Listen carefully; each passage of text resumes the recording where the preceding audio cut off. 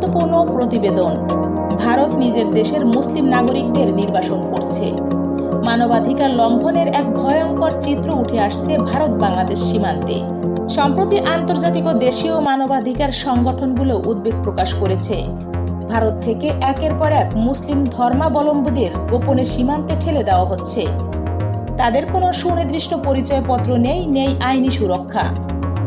বিশেষজ্ঞরা বলছেন, এসব মানুষ ভারতে দীর্ঘদিন বসবাসকারী, কিন্তু নানা অজুহাতে তাদের অবৈধ অনুপ্রবেশকারী হিসেবে চিহ্নিত করে দেশে ফেরার সুযোগ না দিয়ে বাংলাদেশ সীমান্তে পাঠানো হচ্ছে। ভারতের আসাম, পশ্চিমবঙ্গ, ত্রিপুরা সীমান্তে এমন ঘটনা বেশি দেখা যাচ্ছে। বাংলাদেশ সীমান্ত রক্ষীরা প্রায়শই সীমান্তে পড়ে থাকা অসহায় নারী, পুরুষ, শিশুদের উদ্ধারে ব্যস্ত হয়ে পড়ছেন।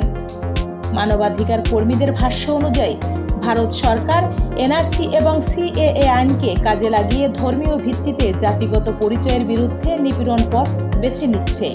এর ফলে বহু মুসলিম পরিবার বাস্তুচ্যুত হয়ে যাচ্ছে।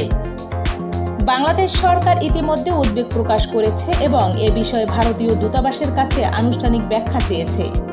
তবে এখনো পর্যন্ত ভারতীয় কর্তৃপক্ষ থেকে এ বিষয়ে সুস্পষ্ট কোনো প্রতিক্রিয়া পাওয়া যায়নি।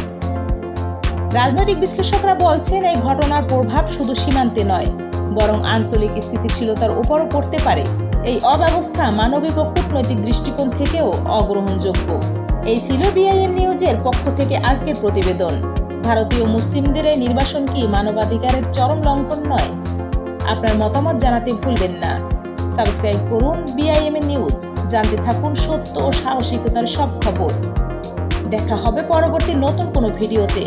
ততক্ষণ ভালো থাকুন, সুস্থ থাকুন, নিরাপদে থাকুন, সচেতন থাকুন। ধন্যবাদ।